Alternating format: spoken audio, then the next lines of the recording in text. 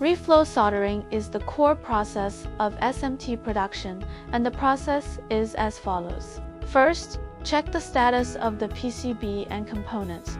Confirm that the solder paste is within its shelf life and complete the equipment parameter debugging.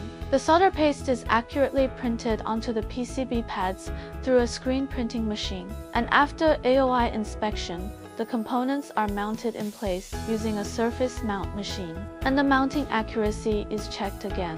Subsequently, the PCB enters the reflow soldering furnace. The preheating zone evaporates the solder paste solvent and uniformly heats it up. Activate the flux in the constant temperature zone to remove the oxide layer. The temperature in the reflow zone rises above the melting point of the solder paste, and the solder melts to complete the metallurgical connection. The solder in the cooling zone solidifies to form solder joints.